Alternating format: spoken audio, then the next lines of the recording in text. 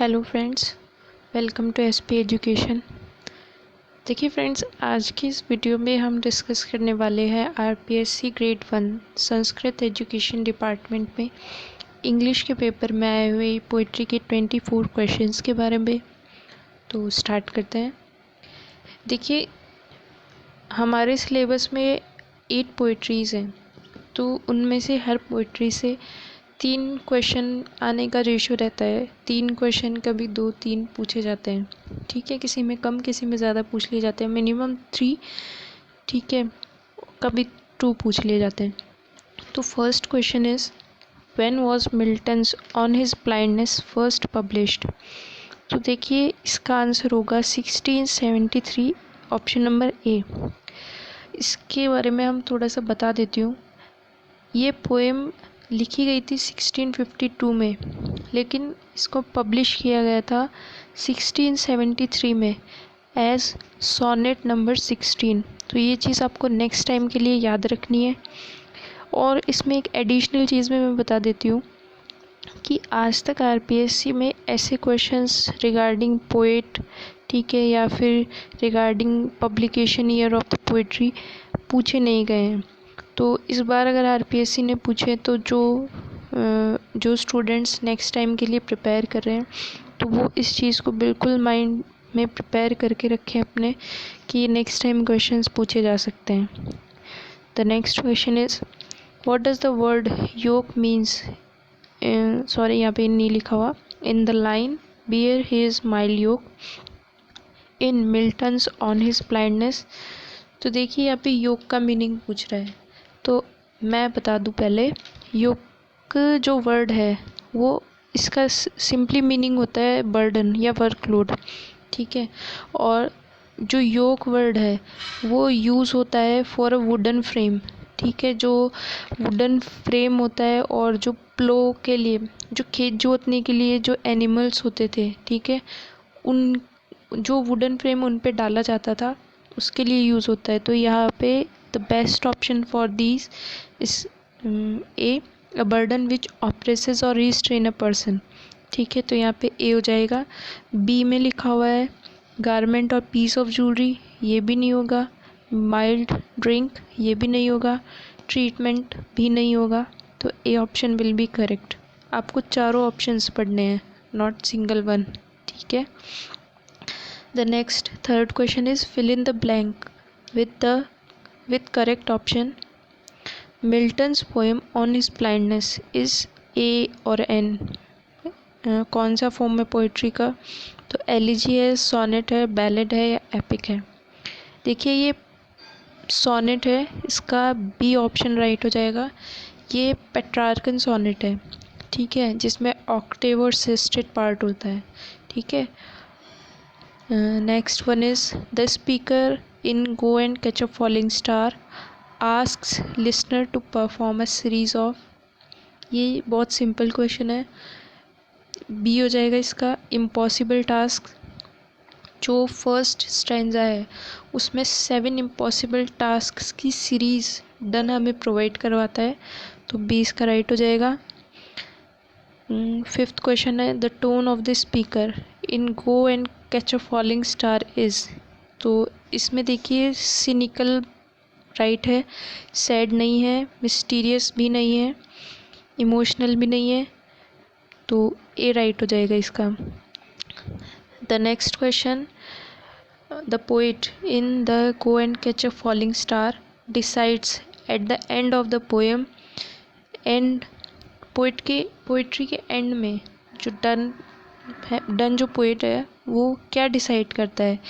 To go on a pilgrimage, marry a women who is fair and beautiful, तो ये तो wrong है, इसको एलिमिनेट कर देते हैं। Not to search a women who is both fair and beautiful because it is impossible to find one. D option है, write a series of letters to such a women to check her fidelity throughout her life. तो ये last वाली जो line है उसमें poet कहता है कि अगर कोई ऐसी विमेन हो, ठीक है, इन द वर्ल्ड, जो क्या हो, फेयर भी हो और ब्यूटीफुल भी हो, तो मैं ऐसी पिलग्रिमेज पे जाना चाहूँगा। ठीक है, ये सेकंड लास्ट है, लेकिन लास्ट में ये कहता है कि ये जो जर्नी है वो फ्यूटाइल होगी, क्योंकि जो फेयर और ब्यूटीफुल वुमेन का कॉम्बिनेशन है, इट इज़ इम्पॉसिबल।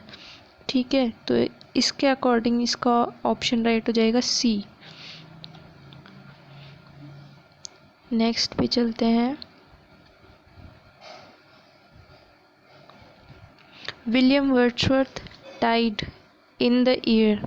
देखिए मैंने बोला था, इसने क्वेश्चन फिर पूछा है पोइट के रिगार्डिंग, तो ये चीज़ आप अपने माइंड में बिल्कुल ध्यान में रखिएगा। नेक्स्ट जो भी प्रिपेयर कर रहे हैं, ऐसे क्वेश्चंस आप बिल्कुल प्रिपेयर करके रखें। और इसका राइट आंसर है 1850, बी राइट हो जाएगा। The next is in the poem daffodils the word jocund. तो ये सीधा सीधा पूछा है, जॉकंड का मतलब होता है जॉयफुल या हैप्पी। तो यहाँ पे फर्स्ट है मेलनकली, बी है बोरिंग, सी है जॉयस और डी है हेटफुल। तो ए, बी और डी तो इसके बिल्कुल रॉन्ग है, एलिमिनेट करके इसका राइट आंसर हो जाएगा सी। फिर है 9th question, 10,000 saw I at a glance. This line from daffodils is an example of। तो visual imagery, auditory imagery, olfactory imagery, tactile imagery.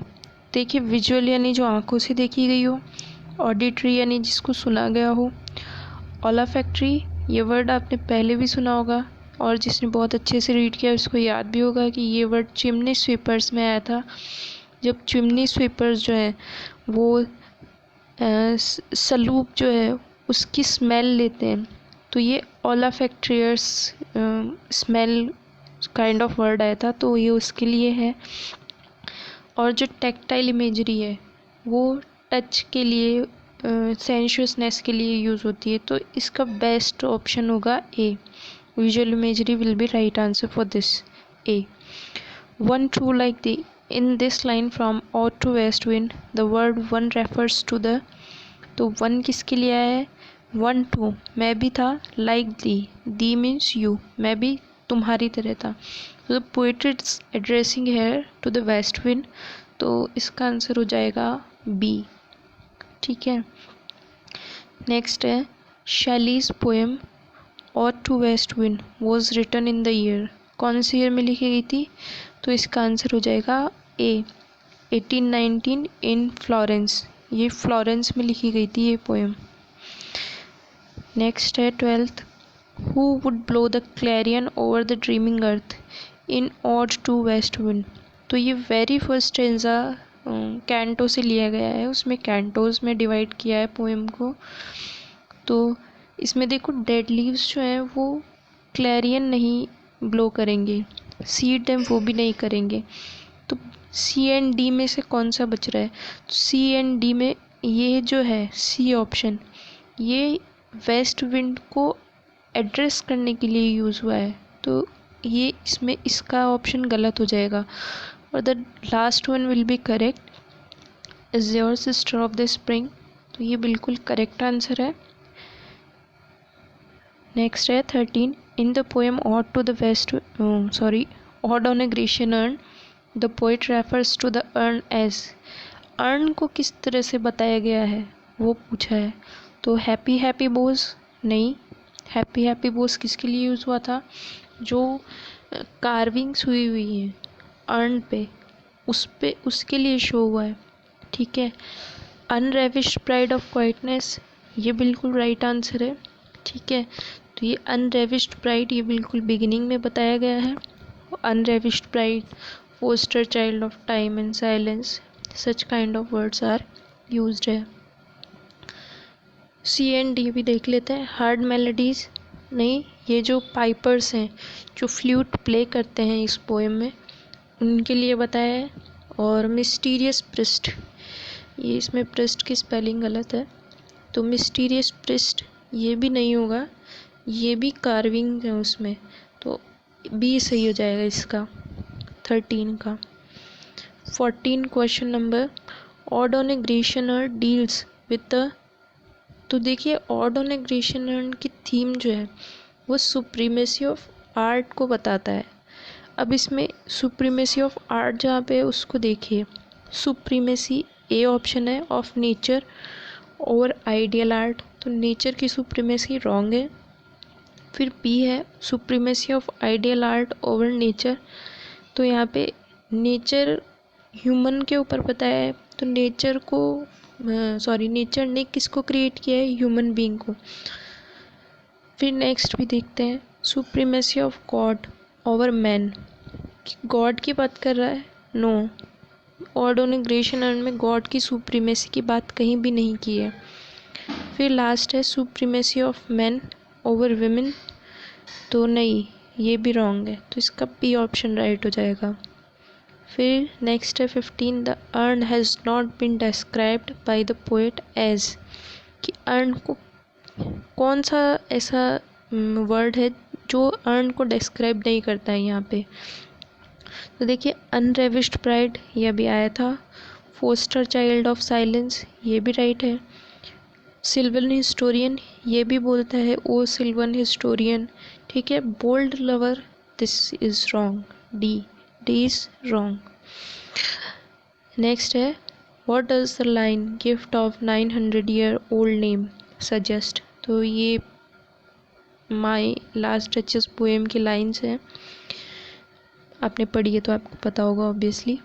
और इसमें gift of the 900 old year name suggest करता है the duke's aristocratic ancestry, name of the kingdom wrong है। Gift of 900 rupees, ये भी wrong है।